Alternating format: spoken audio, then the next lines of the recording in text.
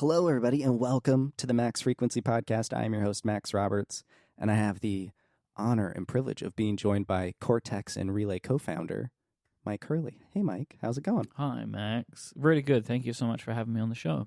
Thank you for coming on. We've been back and forth for a little bit, so it's very exciting to get someone else from Relay on the show. I want to open up with a selfish question, which is not in the show notes. I want it to come in. Uh-oh.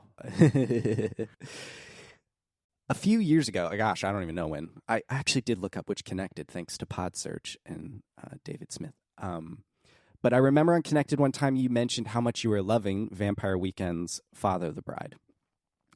And then a couple of years ago, they put out a new album, Only God Was Above Us. And I did not hear what you thought about that. And so I just want to know what you thought about that album. Oh, man. See, this is where I'm so bad with album names, so I'm now having to Google Look it up. This one.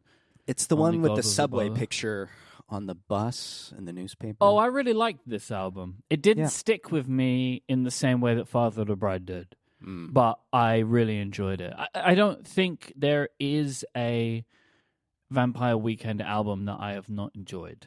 Like, many of my favorite bands have produced albums where I'm like, that one I can skip. And that is like, talking as an Arctic Monkeys fan, that is the Arctic Monkeys fans' whole thing. Of like, there are just multiple albums in their back catalog which you can be like, I think I'm going to give that one a pass. It's not going into the playlists. Yeah. But I don't feel that way about Vampire Weekend. And I think one of the reasons is they've never really tried to change their sound in a significant way, I feel like. Like, everything that they've done, to me at least, feels like an adaptation of what they've been known for. And so, you know, it does all kind of mold together for me. But yeah, I enjoyed this one a lot. Okay, good. I've just been dying to know for 2 years, and I'm like, eh. You're a big Vampire Weekend fan then? I am. I've been listening to them since my buddy introduced me to them in college. Ironically, nonstop. And Abby and I actually got to go see them on tour for this album, I guess a couple of years ago for our anniversary. They were up in St. Augustine. I'm in Florida. So then an amphitheater, and that was a great show. And actually, we paid more in merch than we did for the tickets, which I think is probably a concert experience.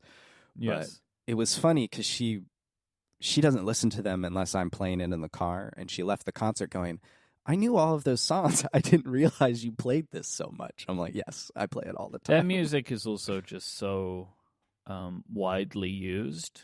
There's a band that I love called Jungle, which, if you've never heard any of Jungle's music, I recommend it. But you've probably heard Jungle's music because it is used in so many ads. I wouldn't really know how to describe them so much as they're like kind of like a jazzy band, but it's very like poppy. I really love their work. I was introduced to Jungle at Pitchfork Music Festival in Paris. This is probably 10 years ago now. And it's the only gig I've ever been to where no one really knew who they were, but everybody was dancing because they were one of the lower acts on the card. And it was just absolutely fantastic. They're brilliant. Like, I really recommend checking out Jungle. Like, go and listen to their like playlists, you know, that like Apple Music make or whatever of the essentials, and you'll have a good time. Duly noted. I'm going to look that up later today. Yeah, trust me, be a fun it's time. good. I want to know what you think, but I think you'll dig it. Okay. I will do that. Now what we're really here to talk about, which is podcast. Is a podcast about podcasts. That happens every now and then. It's Podception. I feel like I haven't done that. Well, actually, I was going to say I haven't done that in a while. I do it on a monthly basis on our member shows. But I like to talk about podcasts. I have feelings. Yeah, I have feelings too. And I thought, who better than a co-founder of a podcast network going on, is it 16, 17 years this year of Relay? It's somewhere in there. Oh, no, surely not. You said that information. It's 12. 12? Yeah, but it's that is my time. So 16 years. I've been producing podcasts for 16 years. That's what it is. But Relay has been around for 12 years. 12 years. Okay, there we go. The math has been corrected. Mm-hmm. And to kind of get in the groove of talking about podcasts, since you're on quite a few, I wanted to know, there's a saying, and I don't know who originally said it, but basically to be an author, you have to read. I do remember Stephen King talking about this in his book on writing. He reads all the time, and Stephen King writes a lot.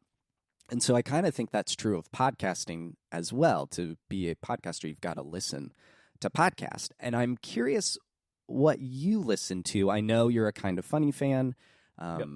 Obviously, the rest is history, which derailed me for a little bit during the research phase of the show. I'm like, I should listen to the show so I get a sense for what Myke likes. And I went down I chose JFK as the assassination. It was like 7-episode derailment of my whole queue. I was like, I'm cooked. I had like a 3 to 4 month derailment. I didn't listen to it. Once I discovered The Rest is History at the end of 2024, I didn't listen to any other podcasts in Overcast for months. With the exception you mentioned, Kind of Funny. I would say I more listen/watch their shows. Like they do produce podcasts in the traditional way, but they have a really nice studio and do video, and they're always in person. So I actually will listen to those in the YouTube app, so I can go between video and audio. It would actually probably be a real nice use for Spotify because they do publish their stuff on Spotify, but I'm so ingrained into YouTube right now that it makes a lot of sense for me. By and large, the vast majority of my podcast listening is to Kind of Funny. They are a mostly video game focused podcast network. They are based in San Francisco. It's an 11-person team. They have a studio there, and they're all in person. I started listening to their work during COVID, so they were distributed. They had been in person before, then they were just doing them over Discord, then they went back in person again. And I listened to Kind of Funny for a few reasons. One, it's not tech they're talking about. They're talking about games and media, and so it doesn't feel like work when I'm listening to their shows. I'm not having to think about the things that I would otherwise be talking about on an almost daily basis. But really, they could talk about literally anything, and I would listen because at this point I'm in for the personalities. And because they are all in person, I think it enhances their ability to have close relationships.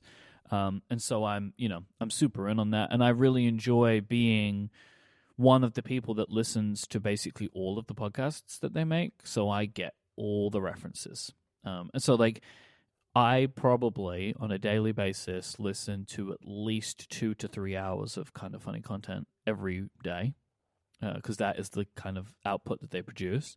But I listen to lots of stuff just in Overcast. And so, I obviously listen to shows that my friends and co-hosts produce. They're basically... I wouldn't say they're not the only tech shows.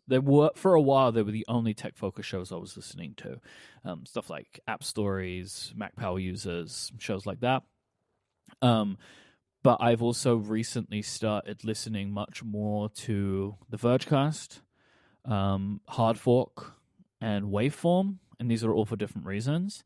Waveform I enjoy in the same way that I enjoy Kind of Funny stuff because it's a group of guys who really enjoy each other's time and they have fun talking about the thing that they're talking about.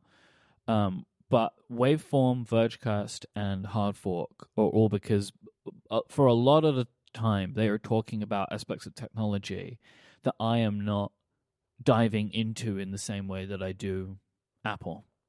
So I care about tech and I want to know, and especially with where tech is now with AI. I feel like I need to kind of keep abreast of it a little bit, of just understanding what are the broad trends. And I feel like those shows, like the Vergecast and Hard Fork especially, give me that kind of top level of what is going on, which is a lot of the time, that is my question. What is going on here? I see headlines and I don't understand it, and I don't want to read a bunch of posts on X. And so I get people who I respect to give me those. But yeah, then The Rest is History. I love The Rest is History. And then there's just a bunch, a smattering, huge list of other shows that I listen to, across some in tech, mostly in kind of entertainment is how I think of them. Oh, The Town is one of my other favorite podcasts. It's Matt Bellany of Puck, and it's a Hollywood show. That's a lot. That's a lot of listening, actually. I listen to tons of podcasts. I am a podcaster because I love podcasting. Like, and I, I discovered podcasts in, I don't know, probably like 2007, 2008. Like I was loading video podcasts onto a video iPod. Like that was how I mainly listened to and watched podcasts. I really cared more about video podcasts than audio podcasts when I started, because it was so difficult to do both that it didn't really matter what people did. It was like so technically complicated to do either. So, like this is Dignation was my first podcast, but stuff like Twit, like I was listening to Twit from like Twit episode 2 or something like that. I started listening to that show. And it goes through a lot of the stuff that Twit did and into 5x5, and like this is the stuff that I cared about and have continued to care about, and I cared about it so much I felt like I wanted to do it, and then I cared about it so much more I felt like there was absolutely nothing else that I could do with my professional life than to be a podcaster, and then I made it happen. Yeah, I discovered podcasts around the same time for Super Smash Brothers Brawl. It was the hype cycle for that game was so huge in my life, especially when they were doing like daily updates on the dojo. And it was just really, they did something I think a lot of game developers try to capture today, which is this sort of zeitgeist before the launch and like updating and keeping in touch. But really Nintendo and Sakurai did it so well, and the community just latched onto it so hard. And still to this day, I mean, a new Smash Brothers game, the cycle for it is infectious. And so that inspired me to make a show, which then, was on YouTube. It was basically me going through the updates like a PowerPoint slide. I was using Windows Movie Maker, the whole thing. And then that led to other shows. And here we are. I can still do it for fun and all this stuff. And they just kind of have this, I don't know, they can be infectious. They have this... Yeah. It's more radio, right? It's intimate. You feel like you're connected, and then there's this as long as the show goes on, there's a relationship between the listener and the host or hosts. I think that there's a couple of things. One, that is it, right? Like that you feel like you're a part of a conversation because you're hearing a conversation in such an intimate way. But there was a long time ago, I don't remember the exact title of the article, but there was an article that I read about the popularity of pro wrestling podcasts. Pro wrestling podcasts are so popular. There are so many of them, and they're also successful. And the reason that this article was giving as to why pro wrestling podcasts are as popular as they are is because pro wrestling fans usually do not have people in their life that want to hear them talk about pro wrestling. Like it tends to be like you like it, and maybe a family member, and maybe that one coworker likes it, but you don't want to talk about it in public because you don't want people to know you're a pro wrestling fan. And so pro wrestling podcasts were successful because you would get to hear people talking about and having conversations about something you cared about. And I've always applied that to the type of stuff that I make, that typically people in their lives don't have others that are really well-versed in good opinions about technology. Usually you'll say to someone, I like this, and they're like, don't you know that planned obsolescence? You say you like an iPhone. They're like, but Apple just makes all the iPhones break after 3 years. You're like, I can't have a conversation with you anymore because we're into a whole new world. Yeah. And so you want to have these conversations, but you don't get to have them. And so it's incredible to get to listen to them. And the great thing about podcasting is there is literally a podcast for everything. And I think that's why the medium works. But I also think that's why it is so successful in niches where maybe some other types of content before it hasn't been. Obviously, YouTube has now taken that and run with it. And it's a whole different ballgame. But I think that's why podcasting works and still works too. Yeah, it's pretty remarkable. That, I feel like the current, we discovered in 2007, 2008, Apple's like, podcasting's going to be big. We're going to integrate it into iTunes and put it on the iPod. Mm-hmm. I watched that introduction that Steve did, and he was, pod, iPod, he was all the whole thing. He was loving it. And they put 3,000 podcasts on iTunes, and you could download them and have a great time. But today you see stuff like, Oh my gosh, the only murders in the building. That show was very fun. And they get podcasts because each chapter card in the episode is at the timestamp in the episode itself. It's pretty fun. We're making shows. There are now Golden Globes. When does Relay get nominated for a Golden Globe? When does that happen? I wished it could. There is I don't remember what it was, but there is a way in which you have to. There's something that you need to do to be able to get into the nomination, and it's something about charts. It's like a whole thing. It's a nightmare. It's just a way to get more celebrities at the Golden Globes, and it's why it's Amy Poehler won it. And it's also like the Amy Poehler thing. Good Hang is a great show. Yeah, but like, I think Time put it in their top 50 podcasts of all time after like 3 months of it existing or something. It's like, all right, we all need to calm down a little bit. I think just calm a little bit. It's a good time, but like let's. It's not the greatest podcast that's ever been made. Like, let's all just relax a little. And there's just money, just silly Hollywood money being thrown around. I mean, I still remember the news that Joe Rogan was going to go exclusively to Spotify. Now he's back, anywhere, but he's still a Spotify show in that sense. And I mean, the Kelsey brothers, I guess Amazon gave him a truckload of money. Netflix is in the game now. Netflix. Yeah.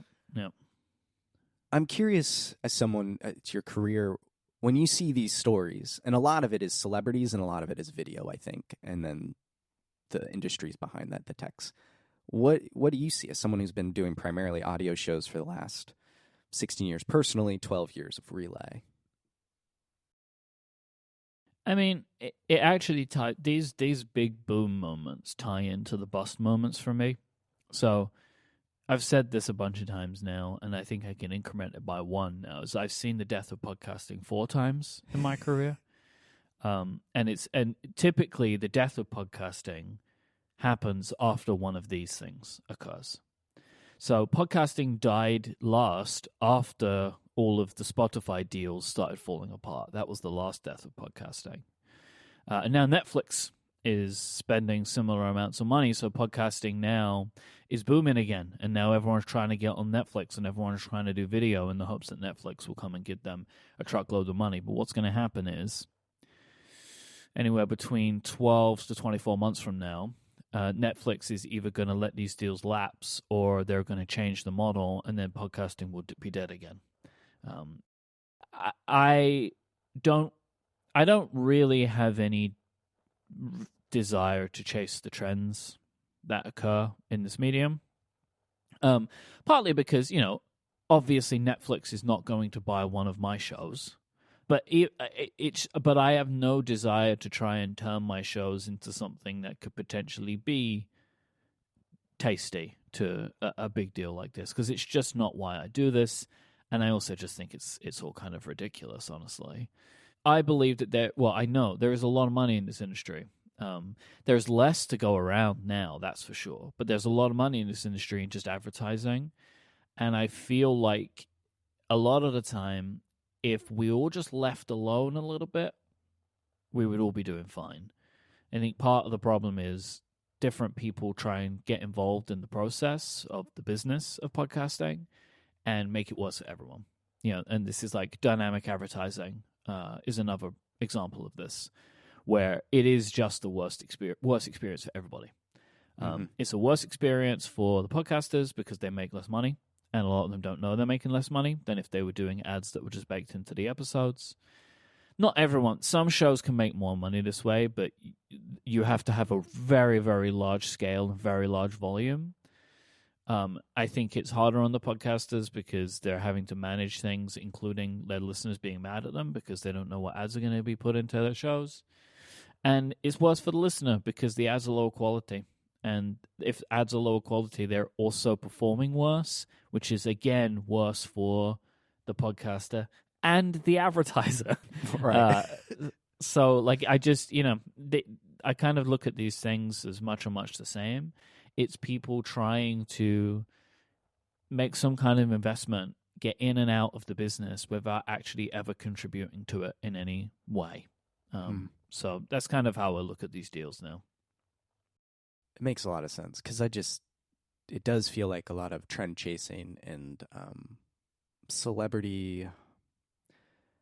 I guess clout might be the right word. Like it's well, Taylor Swift's boyfriend now has a podcast on Amazon. Let's go listen to it and things like that. Yeah. And it's, well, I'm sure, I've never listened to it. Maybe the conversations are fine, but it doesn't feel additive necessarily. No. Why does the Smartless podcast have an MVNO mobile network? I don't know. Why would you want your cell provider to be the Smartless podcast? Like, that is a thing that exists. Is it?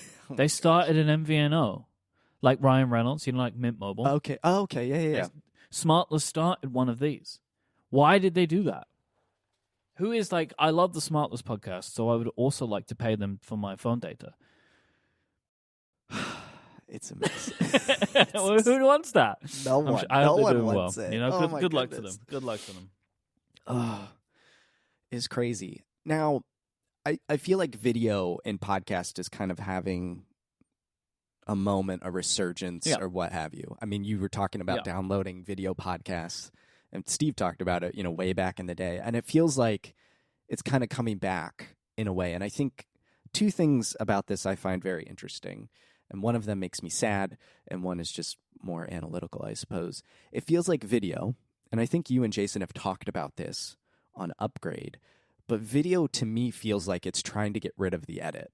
It's trying to remove the audio edit and the quality of it, because it used to be difficult to do video. Now it's easier to just have the conversation and upload it as it is. It's raw or whatever. And shows can be longer. It doesn't really matter. And I don't know. And if you have a different audio edit than a video edit, you can't take advantage of necessarily uploading to YouTube and having the same episode in your feed, or the features now in Apple Podcasts, and I know it's been in Spotify. And it's in Spotify too, yeah. Yeah, the sync. You can switch between, which sounds cool, but if you value the edit, then it's gone. And different moments happen in video versus audio, different cues and all sorts of things.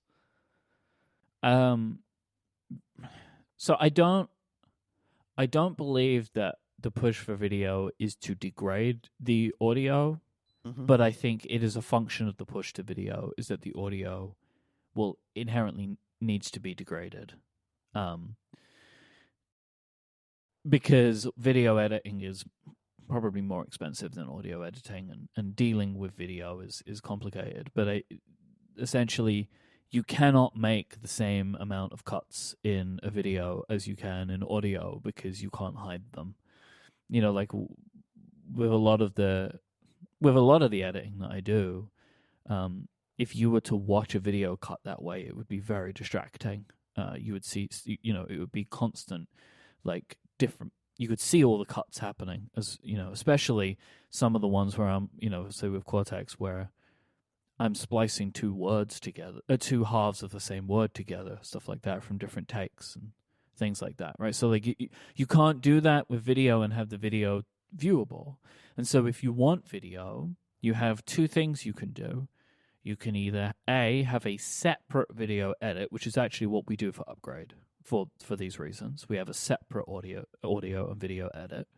So the audio edit can be more precise and the video edit is less so. Or you sacrifice the audio edit because you either want to take advantage of the video audio features that some of these apps have, or because it's just a function of I'm editing the video and I'll just export the audio. I think it's a shame. I think that there are a lot of shows that, I have The Town actually is a show that the audio quality got way worse recently because they started doing video for Spotify. It seems like they've actually taken some of the feedback they were getting to heart, and they're fixing that. Like, I think they're making specific tweaks to the way that the video is edited to make sure that the audio is better, because it has been much better. The first couple of weeks were very rough, but it's a workflow thing. It's, but video, I'm also not a big fan of video for primarily audio podcasts, because it changes the way that you speak. And I think it makes it worse. I think you're more likely to say, like, look at this, let me show you this, rather than let me describe this to you. And if you are producing a show that is primarily audio, I think you should do what me and Jason do. So me and Jason produce audio for Upgrade, and neither of us had the video viewable while we're recording.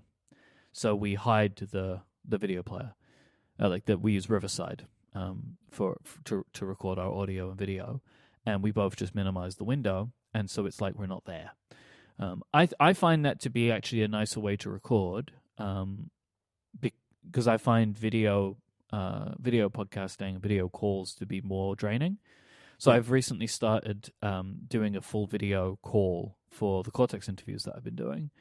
And I'm doing this because I think that it is more expected now.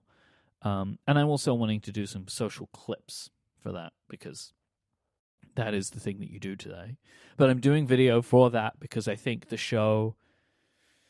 I think people maybe find it a little more comforting in some scenarios to actually have a video call with someone, especially if we don't really know each other. I think it actually does help with the rapport building. But then I make sure to edit the show in such a way that I don't think you would know. Like by and large, I think I've only maybe had one or two instances where someone has referenced something visually, but there's nothing I can do to edit around it. But most of the time, I will edit around that stuff. Because I just don't want people to really be conscious of the fact that they're not getting the experience that I'm getting in that moment.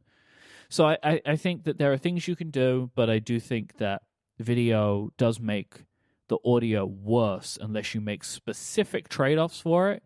And I think that by and large, people are not willing to do the specific trade-offs for the reason they're doing video in the first place, which is to try and maximize revenue. So you wouldn't spend more money on the production than you have to. I think that leads into this other angle, and you talked about this on State of the Workflow with Becca. Is it Farsace? I never say it right. Versace. I had to, I did I watched a bunch of videos to make sure I was saying her name correctly before I had her on the show. I love that episode. It was when I saw that she was the guest, I was very excited because I've been watching her stuff since she left The Verge. I mean, I watched her at The Verge as well, but her channel's great, and I love it. Yep. But you talk about, I'm not going to read the whole quote here in the show notes, but, podcasting doesn't have an algorithm because it's all just RSS feeds and it just kind of exists. And the industry, I think, tries to inject the algorithm, dynamic ad insertion through, the tracking and all that stuff. But this push to video again, this resurgence and getting on platforms with algorithms like YouTube or TikTok or Instagram. And you talk about these social clips for State of the Workflow. I was actually surprised when I went to your Instagram just while researching things. I saw clips from, your interview with Simone. I was like, there's a video of this. And I go to the YouTube channel for Cortex, and there's no video version. I was like, this is interesting. Do you think this push to like this injection of the algorithm where it is, but podcasting seems resilient to it? It kind of stands the test of time. How do you feel about that? And I guess in your shows as well, like what's the upgrade now as a video version, all this sort of stuff? I don't feel like I'm seeing from myself any specific benefit to doing some of the things that I do. But similarly, I know that I'm not following the best practices for these things. Like, we're now at this point, say with Upgrade, we produce the video version because there are now people that just like to listen to the show that way, and so we're producing it for those people. The 1,500 to 2,000 listeners, that is a very small percentage of our audience, but they prefer to have the show that way, so we are now doing it just for them. And I think that that's fine, because at this point we've got a real good process going, and our costs are very manageable with the editing, and so I'm happy to continue doing it for that reason. And it's also getting me used to doing more video stuff, because there are other parts of my life where I want to be doing a little bit more video, and it's helping me kind of get used to that and get set up properly for that. So that it's beneficial in that way. The clips for Cortex they exist as a way to show who the guests are. I think it is helpful for people that are following me and maybe following the show in any way to see who's on the show. And also, I've been very lucky to be able to attract some really interesting people. And so it's also a thing that's fun for me to be able to show who I've been able to have on the show. And so I actually quite like posting those to my Instagram for that reason. To me, it's my Instagram has always kind of been, has become for me over time like a thing that I look back on and can see various important moments in my own life. And I think that this does actually fit into that because it's been a good year of these interviews. Basically, I think people are doing this to try and get into the algorithm because they want to be able to find a new audience. Because podcast discovery is a real problem, and it has always been a real problem. So I don't begrudge people from making decisions that try to get their show in front of other people. I just think as long as you're continuing to ensure that the primary way that people are listening to your show or consuming your content is the one that you're best serving. And so, there are many podcasts on YouTube where I'm sure the way that people are mostly consuming that content is on YouTube. And so lean into YouTube then. If that's what your audience wants from you, provide the content to them in the way that they want. I just think it's important that people keep that in mind and remember that. Do the thing that ends up serving your audience best, as well as trying to help yourself. I think that all kind of comes around to the design of the show, which is kind of the core of what I really want to talk about. And, if you're approaching a show that way where, our audience is here on video, like Kind of Funny, for example, all of their stuff is video because they do it live 90% of the time, it feels like. I mean, they do pre-record things, but it's always live. So it's mostly a video live, yeah. And I had this idea of I wanted to talk about the design of a show broadly. And then with you, since you're back in the interview specific scene, one-on-one interviews, I wanted to talk about how you approached designing and making State of the Workflow. And so while I was researching, I went back, I listened to the 10 Years of Cortex episode, and you and Gray kind of had this conversation about, Gray talks about basically a podcast eats things. It can eat the news, it can eat the guests, like this show, it eats guests, I suppose, or State of the Workflow, and it can eat the lives of the host, like Cortex, for example. That's probably the example, the best one there. And then you talked about it as well with you described it as two buckets. They can be influenced by the world or the show creates its own content. Yeah. How does the meal influence the design for you? Like what the show is going to eat? How do you have new shows, you have host shows, you have interview shows. How does that influence for you? Yeah, the phrase "what a podcast eats" is a thing that Gray has been, getting in my head for like 10 years now. And it's over time, the things that Cortex has added to its menu has changed. And so we added in books as a part of what the show talks about. So business books. And then also some of our more special episodes. So State of the Apps, State of the Hardware. And again, State of the Hardware got added in because people really loved to consume State of the Apps. And so we added that in too. And that also became a very successful part of the show, which was why when Gray decided he needed to take a break away, I was like, well, I guess the thing that I can do is give people more of what I know they love, which is talking about the tools and devices that people use, that we use. And so I was like, well, what if I extend that out to others? But basically the idea behind this, like the meal thing, or for me, you've got your buckets of what shows are. They're either, news focused or people focused. But then once you've decided which bucket you're in, you've got to choose, like, what do you want your content to be about? Like, what is it that you're driving for? Are you following news? Are you seeing what people like? Are you just sharing stories about your own life? And the thing is, you've got to keep amending that over time. And that's one of the things that he really taught me as we have built this show out to be what it is now. Like, you can't just keep eating the exact same meal forever. It has to kind of adapt and grow. And I think it's a very smart way of considering how a podcast can live for a really long time. And I have adapted this and have used this. I think the other show that I would say I have the most hand in the production of is Upgrade, where by and large I set the show. Like I would be kind of the main producer of the show. I set the topics and set the flow, and then when Jason will read the document before we begin the show, and he'll make tweaks and stuff. But he can do that because Jason always knows what we're going to talk about because he's already been covering it and already been thinking about it. So the show works that way.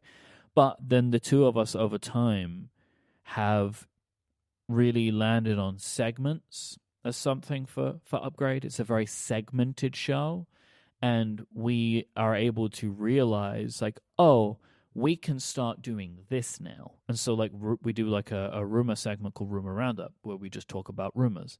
Yeehaw. And then as Apple moves into different worlds, right? One of them was actually Upstream, but we don't do that anymore because Jason went and created a spin-off podcast for that, right? So Downstream. And then, but we have Ask Upgrade, we have Snell Talk, we have Lawyer Up. Like these are, and as times change, we add new things and drop things from the show because the kind of the overall platter that is available to us changes. And so, like, I've taken what I've learned from designing, as you put, which is a really lovely way to think about it, designing Cortex into the way that I design Upgrade. Because my other shows, they're different. So Connected, it's a 3-person collaboration. Stephen does the majority of the driving of the notes, but we then will all collaborate. The Pen Addict, that's all Brad. And then I come in and do it. Analog is what it is. Me and Casey are just like, we're vibing. We're just we don't know where we're going to go. So each show is different, but I think the one that I've been able to apply kind of my the skills that I've learned with Cortex to most of the Upgrade. Makes sense. The segmentation of Upgrade, it makes it very digestible. Not that like the show itself, but you like know what you're getting into. And I remember, and people can skip the ones they don't like as well, which I think is a really nice way of structuring a show. Is that you can just choose. Like it's like I'm not interested in the rumors, or I'm not interested in the legal stuff. It's like great, you can jump to the next chapter. Like it's totally fine. I remember when Lawyer Up was almost a weekly segment, and I think the both of you were a bit exasperated with just like, oh, we got to talk about this again. And I think even one time you said you guys could just skip it. It's like we have to do it. It's like this one's not nice. Just jump ahead. That it can be sometimes. I like computers. That's what I like, and I've always loved computers. But the problem is, as the industry has grown, it's not just the computers anymore. And sometimes that's harder than other times to talk about. And I think over time I'm finding it much more complicated. And so the way that we manage that is changing, and that is like mostly from my direction. I feel like it's just there's only so many European Union rulings that I can read. I think most people, except the lawyers, there are only so many that we can read and deal with. It is. Yeah. It was exhausting there for a little while. Seems to have evened out. I don't know. So, like, as we're recording this, break the timeline. I am expecting that there will be Lawyer Up on Monday. Okay. We'll see where we end up. Everyone, but to be honest, that could be any week, right? Like, really. Doesn't matter. This show could come out 3 months from now, and Monday might be Lawyer Up. We'll find out. We'll keep everyone in suspense. I think I wanted to ask you about kind of like the features, or maybe as Greg Miller might say, the accoutrement of a show. And we talked about it just like super briefly there, but like you can skip a chapter and you build that into the show by using chapters. Whoa. And that's a great feature and it's super helpful. But I think there are show notes, which, we're talking about this. Transcripts have really become a super, I think, common thing, or table stakes now with the thanks of LLMs and AI and all that stuff. I'm, when you, as your shows have evolved, how do you look at show notes? How do you look at these other things that are kind of coming in? Obviously, your ads are baked in. We don't have to worry about dynamic ad insertion, which makes chapters possible, right? In the traditional AI also sense. makes chapters possible, though. So, that's right. Like Apple Podcast is adding, and Spotify does this too. They create chapters based on transcripts. Spotify actually is the only way you can get chapters in Spotify. If you provide an MP3 with chapters in it, they ignore that and they make their own. And they're actually surprisingly good. Like they always make more chapters than I would make, but they do tend to also include the ones that I have. And now Apple is doing that for shows that don't provide their own chapters as well. And they can do that for shows that have dynamic ads or not, which is very, very clever, actually. I hadn't considered that it would just be able to work around the dynamic ad because it's built in there. Yep. It's very clever. It's a clever system. But okay, so for me, again, I'm old school. Yeah. And so my show notes are full of stuff. My show notes are not just like, here's a piece of text, go find out about our ad policy, and also here's one link, which was one of the 5 links that we said we'd put in the show notes. And for me, this comes from the way I produce a show, which I don't know if it's old school or what, I don't know, but I just know the way I make a show, and I make a show with an incredibly detailed outline. Every segment. So let's take I'll take Upgrade here because I actually think it's a better show for that. Every segment has got its own heading. It's a full rundown chronologically of where the show is going to go.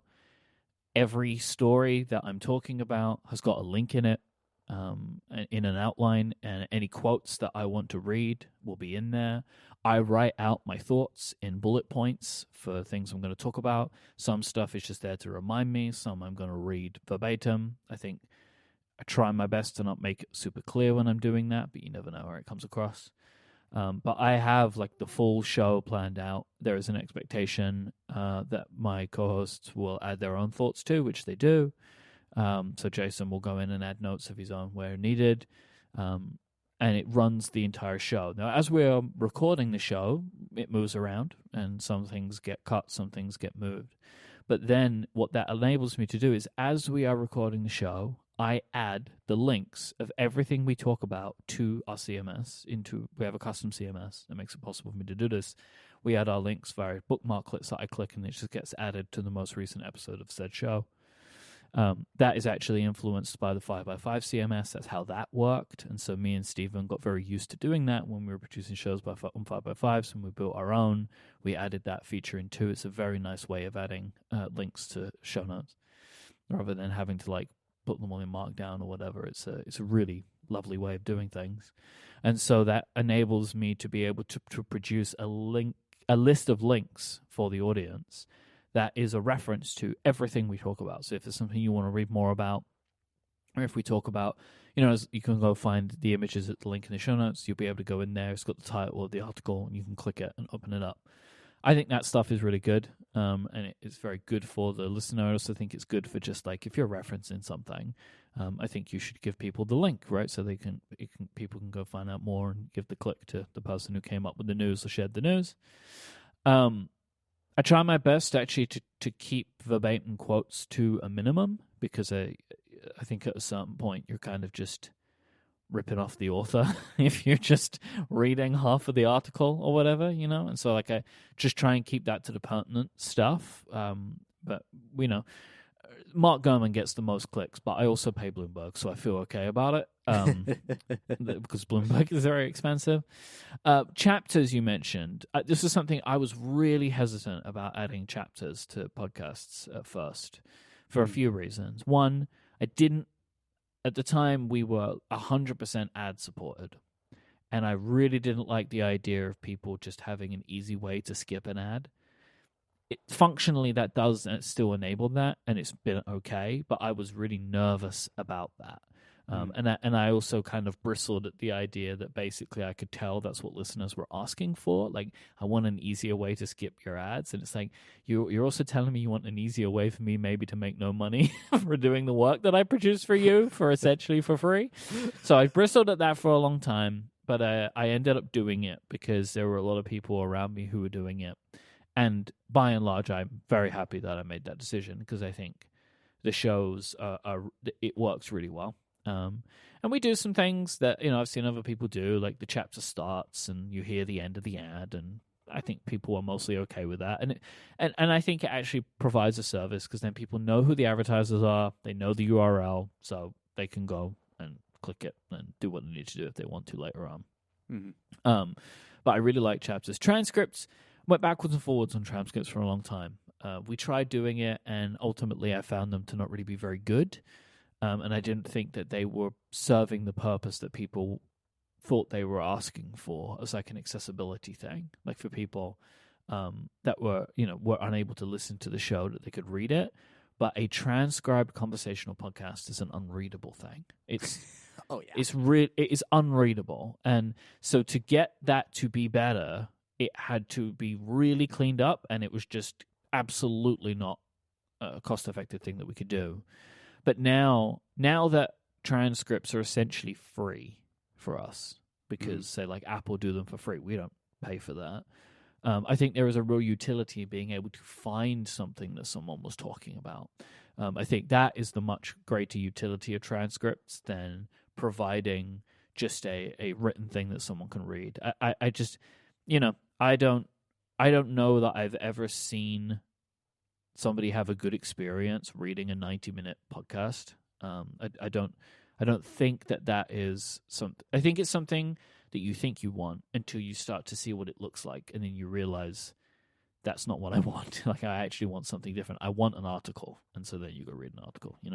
Yeah, I agree. I've always used transcripts for my shows to search for something. It's like, I know we kind of talked about that, like, but where was roughly this word? And that's how I found, when you talked about Father the Bride in that connected episode, which I will find. The tab is open on my phone. I just don't have my phone. Yeah. I can find it and be like, oh, he talked about it here. And that's great and super duper helpful, but I can't imagine anyone just sitting there and reading. No, I don't think it's a great experience. But yeah, the utility of it has become apparent to me. But I also like that I don't have to arrange that, really. Like, they exist in multiple places. People can go and find the transcripts if they want to. Yeah. They're table stakes now, which is pretty great. Also wild that something that was so difficult and had to be done by people now is just done on a server somewhere. That's pretty cool. An interview show. Yeah. Gray goes on sabbatical. Obviously, we need to keep the Cortex feed active for work purposes and just the audience. It's a lot of people for Cortex, I imagine. Yep. And so you decide to revisit a format that you really hadn't done predominant, like you hadn't done exclusively, I should say, or like a show around it in a long time. The interview show you did, Command Space, Inquisitive, which by props for those still being accessible. I went back and listened to the first episode. Oh, that's Command Space. Don't thank me. If this was my decision, you would not be able to access those shows. I am not a person for like keeping old work around in that way, but Stephen very much is, so he makes sure that happens. Well, Stephen and I are kindred spirits then. Yeah. I love it. And that first episode with Merlin Mann is something. And it's cool to see the evolution of your skill and ability and style as a host. Both of you. Stephen is it feels reserved and almost shy, which is so interesting to hear, after years of listening to you all on Connected and other things. It's cool. It's cool growth. But when you sat down, you're like, I want to do this. I want to reach out to people I look up to, admire, I find fascinating, whatever your motive might be. I want to do an interview show, but how did you want to do it different? How did you want to do it the same? What was the thought process into making and designing State of the Workflow?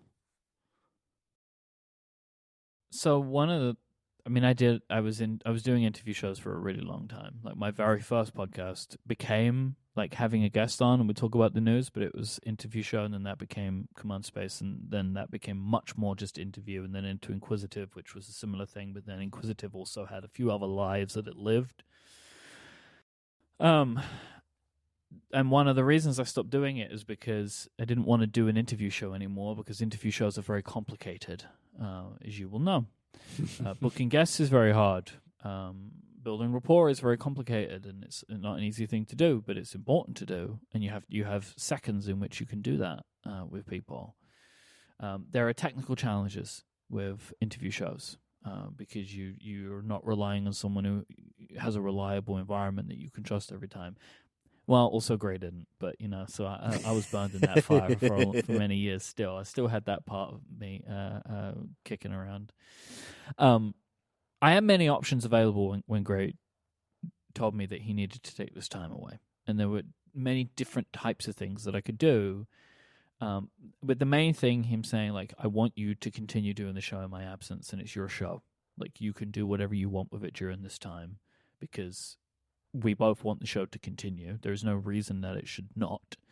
And so I had the opportunity to do whatever I wanted. And the thing that I thought would be that I absolutely did not want to bring in a temporary co-host. That was like immediate strike. Like I was not interested in doing that. There is no replacing Gray. There is no replacing mine and Gray's relationship. And it's one of the reasons people come to the show. So I thought the thing that I should go for is maximum utility, as opposed to trying to find a relationship replacement. And so I figured, well, maximum utility would be essentially the workflows of many interesting creative people. And that is what I'm going for, is creative people. I'm talking to people who make something. I've had a lot of YouTubers on, and will continue to, but I'm also starting now to reach out to people in different creative fields. And guest booking is the thing that I find most complicated, and it's the hardest part. It's the thing that I enjoy the least. I'm very pleased I just have to do one a month. But that is the saving grace of the show. I think if it was more than one a month, I don't know. I think I would have had to have found a different thing to do in the meantime. But booking one a month is fine, and I can manage that. But it's hard. It's been nice. There hasn't been a nice thing about it. There's been a personal validation from me that a lot of the people that I want to have on the show want to be on the show. That has been really nice, because it's been a long time since I've been in this game. And so you kind of now it's kind of like, oh, my kind of like peer group is bigger than I thought it was, because these people are not people I interact with frequently, but they are keen to be on the show. They're aware of the show, so they want to be a part of it. They like the idea of it, that kind of stuff. So that's been really nice. But it has been an experience getting back into that world. I find interviews to be equally nerve-wracking and anxiety-inducing, but also some of the most validating work that I've done in years. And that is a roller coaster. And that roller coaster is before and after. That is the before and after feeling, which I know you must know. Like, you're getting ready to do the show, and you're like, I don't know how this is going to go. I do not have a long time to build a rapport with this person. Like, we may have interacted a little bit, or we may just interact over email or whatever, but we've got to sit and talk. We've not done that very much. And I have to do a good job, make them sound good, make them look good, give them, hope that they think my questions are interesting. And then you're finished, and you're like, that was great, and I'm on top of the world. That is kind of my emotional journey of interviews. So again, really happy I only have to go through that once a month. But it has been like, I have gotten more compliments from people in my kind of immediate circle about these interviews than I've had about anything I've done in a really long time. People keep reaching out to me to tell me how much they're enjoying them, and that feels really good. That is very validating. And it's nice to know that I still have the skill that I developed, the skill that brought me here, right? Like Mm-hmm. interviewing people got me on the map to be able to continue and build the long-term relationships that create some of the shows that I'm doing now, right? I didn't know Jason when I interviewed him the first time. I knew Jason. Jason didn't know me, like that kind of thing. And so like doing those and being good enough at it that people thought that I was interesting and that they wanted to keep in touch with me, that brought me into where I am now. And I hadn't done this for such a long time. I was like, do I still have the stuff? And I think I do, because people seem to be enjoying it. Well, you do still have this stuff, and you're absolutely right. Thank you. Every interview episode is a roller coaster. Yeah, and it's part of why. Because this show is also the same thing as an interview show. I have a few annual episodes with longtime friends and things like that. Yep. Which is always a great time. E3 predictions with Logan is one of my. We've been doing that since the mid-teens, and I'm like, Yep. well, I'm not stopping. That will go on until I give it up. Yeah, I'm thinking at some point I'm going to have stuff like that, because the current plan is that when Gray does return, I'm probably going to keep doing these. I think I That's don't what know. you said in The Enthusiast on your blog. Yeah. You said that you want to keep doing the show.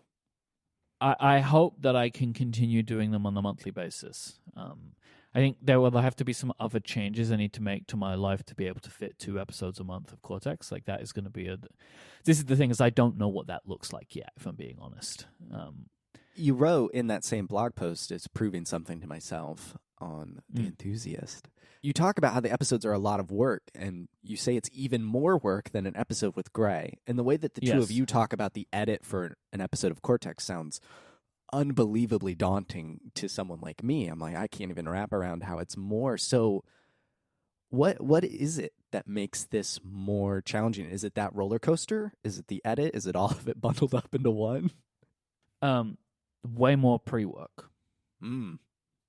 I found interview questions is a much more complicated production process than having a topic and writing some thoughts about that topic. Because sometimes it includes research. Like I'm reading a book right now because of a future guest, so it's like, well, this person is an author, and I feel like I would be a bit of a fraud if I asked them questions about their books, having never read one. And so I'm familiar with them for other work. And so like they're also a reporter as well as a writer, and I read all their reports, but I haven't read one of their books. So it's like, well, I better read one of the books. That's a big, and that is like, I may not even reference anything in the book, right? Yep. So like that is, for me, a lot of prep work, but also just the general thinking of questions, writing them out, what are they going to say, writing responses, like doing that whole thing is very time consuming. But also, so like one of the hardest parts of Cortex has always been the edit, because we are very particular with it from a content perspective, but also a quality perspective. And it used to be Gray would take a content pass, and then I would do a content and a quality pass. And that took a really long time. It was like 10 hours of edit work. 10 hours just for that part. And then there was multiple hours afterwards for getting the show prepared to go in all the places. But just the listen through edit was like a 10-hour thing. Then we brought in an editor who did that. And then I just did one listen through, basically, to make sure that it was good. And so that really reduced it. But since I've been doing this series, I actually do another content pass, which I stopped doing because Gray did the content pass. I don't know if I mentioned that. So our editor would do the edit. Gray would do the content, so they flipped it around. Gray would do the content pass, and then they would pass it to me to bundle it up, do a final listen through, and post everything. But now my editor is doing a content and quality pass, and then I am doing another content and quality pass, and then I'm doing another listen through, and then it's going out to post. So there is a whole multi-hour stage that has been added back into Cortex that didn't exist. And so there is a lot more pre- and post-production work for me on State of the Workflow than there had been on Cortex for over a year, maybe more. And so yeah, it's added in a lot more to the process. But I am enjoying having done these. And so I imagine that I will be able to keep doing it. And it will also be, I think it will take some of the pressure off me when it's not the only thing that Cortex is. I think it will take some of the pressure away, because it is a lot of pressure. Like I feel like I'm really doing my best to remind the audience why they want to keep hearing me and keep hearing the show. And so like I'm kind of like holding everything together for us while my co-host is doing what he needs to do. Mm-hmm. And because we support each other, like that's what I'm going to do. But it will be really nice when that's not all it is anymore. Yes, when the team is back together, the duo. When we're all back and everything's fine, and then we're producing the show as normal, I think I will be able to be a bit more chill about it, I think. Yeah, I get that feeling. I'm curious if sitting down and making this show, I mean, a show within a show within the feed, I suppose, a very serial New York Times sort of move, putting a show inside your other show's feed. Did it make you miss making new shows? I think when people start out in this hobby, especially when they're younger, they're like, oh, I want to do a podcast about this, and this. And then when you're trying to make it your job, you're also out there hustling and making a bunch of shows. You've obviously tamed that a lot back in. Relay itself, both you and Steven have talked about not adding new shows to the network. I'm curious, do you miss any of that at all? Or is it because it's your job and there's ads and all the other pressure to it that it's like, I'm good? I mean, starting new things is like the best thing you can do as a creative person. There's nothing more exciting than a new project. And I'm still doing that in my life, right? So, we have Cortex Brand, which is a physical products business, and I love it to be every year, but it's not. But let's just say every year we have a new product that we add to our lineup.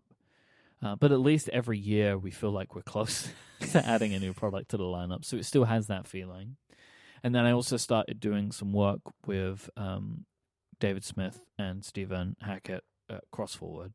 So kind of like they're, very successful app developers. And I'm helping them with marketing. So that's like a whole new part of my life. And that's really fun. Like I like learning and doing new things. And I didn't expect it would necessarily feel this way, but it absolutely felt like a new thing to me when I started State of the Workflow. It still kind of has some of that thing to it, and I think it's helped by the fact that every episode is different. There is an element of it being like a new thing, which is very exciting, because I am learning on the job.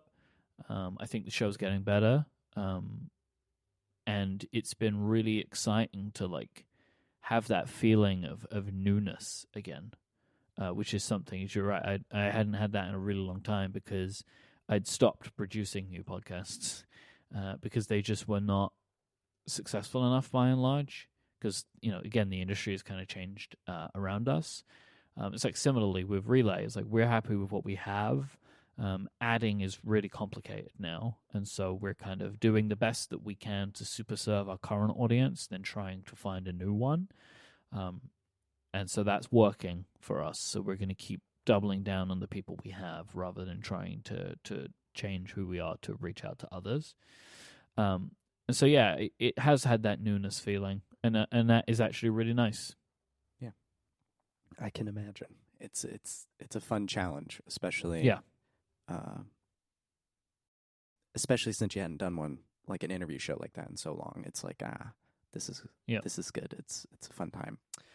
I saw not terribly long ago, I don't remember when, on I want to say Blue Sky, you put out like hey, who would you like to see on State of the Workflow? And I knew I was going to have you on the show, so I figured I would just voice my pitches here. Okay. I'll tell you if I've reached out to any of them as well. Okay. I'll let you know. That's you'll get that. Scott the Woz. Scott's on my list. Okay. I have not yet reached out to him. I am not super familiar with Scott. The way I became familiar with Scott is I did a collab video with Quinn Nelson. Mm-hmm. And Quinn explained to me who Scott was. I looked him up. I could see he was a successful content creator. But every single post about this collab, every comment, is people talking about Scott. So I can tell that he has a incredibly engaged audience, not just a large one. Yeah. There is something about him that people love him. I have yet to do the deep dive into Scott the Woz that I think is needed. But at some point I will reach out to him because I have his email address now because we were on that is how I booked Marquez for the show. We had been on that collab together and we were on an email chain, and so I reached out to him and said, would you like to come on the show? And he wanted to do it, and so we worked out a time. So I at some point expect to reach out to Scott, but again, I never want to make any presumptions. I tend not to talk too much about who I'm not booking, because the people have a lot of stuff going on in their lives, and it doesn't necessarily work. But yes, I will tell you though, because that's just fun. But yes, Scott is on my list. Cool, that's great. I have tried reaching out to Scott, and that's that's like Googling for an email, just hoping that answer is correct. Yeah, it's impossible. It's so hard. Yeah, it's very, very, very difficult to contact people. I mean, it's also been super interesting to me that I have gone through some agents now, which is that's different cool to me than before. It's not cool. It's not cool. I much prefer talking to the person. Sure.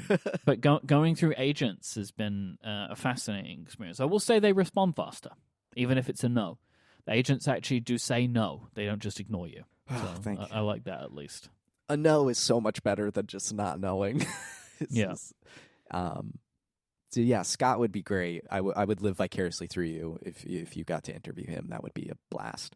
And then I kind of thought it would be fun, both for you and obviously the audience, but I would personally love Greg Miller or Tim Geddes. I think it'd be fascinating to see. I've reached out to both of them. I think I believe it is absolutely possible that I would be able to get Greg or Tim on the show. Yeah. I just need to meet them at a time when I think that they would be receptive to that. Yeah. That's the other angle of pitching guests is like, oh, are you not busy right now? Yes. I mean, I emailed Greg just before Tim, so they're like co-founders at Kind of Funny, if people don't know. Then Tim announced he was having a baby and went on paternity leave. So it's like, well, there's no point in me following this up now because he is currently running this business on his own, so he's not going to have the time for that. But I think at some point I will be able to have one of them on the show, and I think we could have a really good conversation.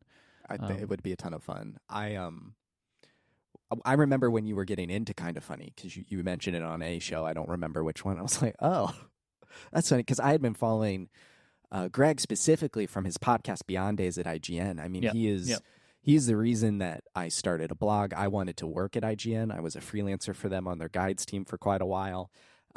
Like he's a huge part of why I do this. He's absolutely an OG. Like, oh yeah, he was one of those people at the beginning, kind of thing, but just in gaming rather than tech. But he's been doing it for that long. Yeah, he's classic, and I'm so curious how his workflow has changed. I've had Roger on the show. Roger and I are friends, so he was on a very early episode, and that was before he worked at Kind of Funny. He was just editing videos, and I was like, "You will work there someday." And I saw that in your because I was looking at your guest list a while ago, and I saw that Roger was on the show, and it's great. I love Roger; he's the best. I love him so much. I love all those guys; they're amazing. Like they have such a good camaraderie, and clearly, like the Kind of Funny management, they have a good eye for picking people that will work in their team because everybody works. Everybody fills a great spot. Yeah, they're a great team, and I would love. And I'm familiar with Tim, of course, too, but I don't know how Tim works. I feel like is the thing. Like I feel like that part is mysterious. I know he does all the shows, the hype. I don't know if you've gone back and watched some of the Kind of Funny live events that they did. Like, I have. Okay. Do you remember a proposal where someone proposed to their would-be wife there? Did you see that? I think so. Yeah. That's my friend Myke. And he was there and proposed. Yeah. I talk to Myke every day, so we're really good friends. I went to their wedding from the proposal, so it's just like this small thing that like, oh, all around. But I don't know how Tim works. And I did meet Tim once. They did a meet and greet here in Florida. I think they were visiting Full Sail University here. So I got to see Greg, which is great. And there's this huge crowd around Greg, right? Just like this. Well, because he's unavoidable. He's super tall too, right? Yeah. Yeah, very tall. Yeah. He just has this energy. Everyone loves him. And it was toward the end of the night, and there weren't as many people around Tim. And but that let my wife and I talk to Tim a bit more intimately. It was great. And she was wearing like a really old school Hella shirt. And he was like, oh, you're an OG. Like you've been, if you've got this merch, you've been around a while. But I would love to know how Tim works as well. I think that's because he runs the business, right? Yeah. So like, I feel like I have a sense for some of the stuff that he does. But I would love to know a little bit more. And also that they're clearly changing as an organization. Like they brought Russ Frushtick in to kind of help them with advertising and stuff, yes. which I thought was a fascinating move. Which then you realize, oh, it's because Tim was going to become a dad. It's like a thing you didn't know at that time. It's like, oh, he's not going to be there. So they should probably start like, I mean, also I think, the landscape changes, and I think that the company that sells their ads is gone a little bit haywire, so I think it helps to have their own stuff. Yeah. But yeah, the pieces start to pull together. But yeah, I would love to talk to both of them, and I hope that I can at some point. Me too. Those would be really, really fun. Yeah. Before we go, I had one more question. And okay. I looked back in my original like pitch email to you, and I mentioned that we might maybe talk about dad life a little bit. And I wanted to kind of frame it in this conversation, and I had an idea. Okay. So I have a 3-year-old daughter. Your daughter, Sophia, she just turned 1. It was great. We talked a little bit before the show.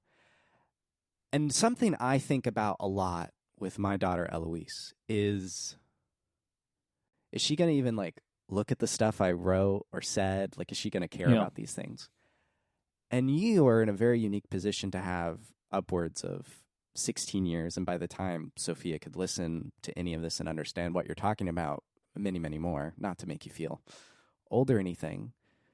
But I'm curious if you've thought about that and how it makes you feel that like your 20s, your 30s, and so on and so forth are like preserved in a way where your voice, your thoughts, and she might be interested in that someday.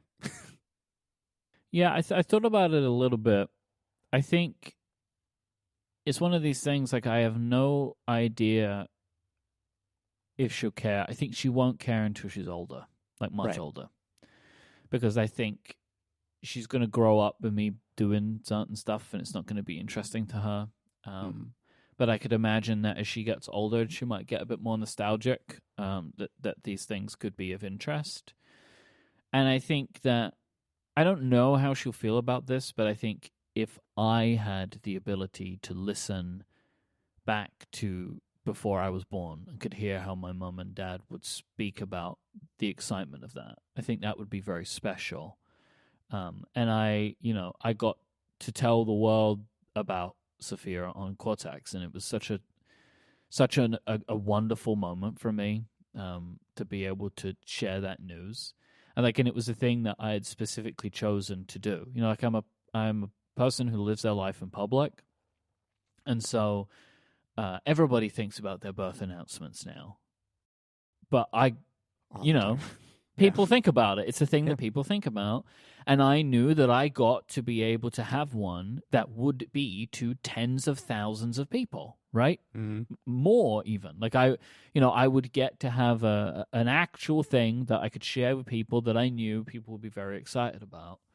And so I thought about it a lot and made the decision that, obviously my theme for the year was going to be very focused around that. So the time to share was with our yearly themes episode, which was actually 8 weeks before she was born. And also that felt right to me too. We had like many people, a complicated process to get to Sophia. And I was very hesitant of sharing news before something could go wrong. Because that would have been incredibly difficult to be able to manage that. And so, being able to share it right at that point worked out. But so I have these moments that she may care about going back and listening to. And I do think that it's wonderful that there is some record of my life that she will be able to dip into, if that is of interest to her later. I hope it will be. But similarly, I'm not really... I don't really want to force it on her. Oh, no, never. In a way. Like, for example, if my mum said to me, here's my diaries, I don't think I would care to read them. So as such... Like, I don't know how... I know other people would feel differently about that, but, like, I don't think it would... I'm not sure I would want to know everything. But, like, I guess the benefit is I don't share everything about my life on my podcasts. But, right. There's lots of things that I think it's lovely that they're there and that she will be able to dip into that. And it's, it's another reason to continue doing some of the stuff that I do, I think, Yeah. I think of it like when I stumble across pictures or old videos from my parents, like the time I got the video of their wedding back in 92. I was like, oh, this is cool. Like I can see people and places and things, but you just have, thousands of hours of your voice. Maybe the chronology of Myke Hurley and his coverage of Apple. Unfortunately, it is a lot. It doesn't have to be unfortunate. For her, I think it would be unfortunate. If she becomes a completionist. An impossible task, I think. I think so. Well, thank you so much, Myke, for joining me on the show. I really, really appreciate it. Folks can go find your work over, I think the best place to point them would be relay.fm, and then is it cortexbrand.com or what's yes. your URL? Okay. cortexbrand.com, yeah. Those two places, and Way Forward, Widgetsmith. Yes, Crossforward. That's it. So the work that I'm doing at Widgetsmith right now is mostly marketing, and a lot of it is preparation for stuff that will come later, like trying to get a good social media presence made, which is very hard for an app with an audience the size that it has. So it's been many, many, many months of work to get to a point where you still can't see what I'm doing. One day. Everyone can go check out all of those wonderful things that Myke does. Go listen to his shows, subscribe.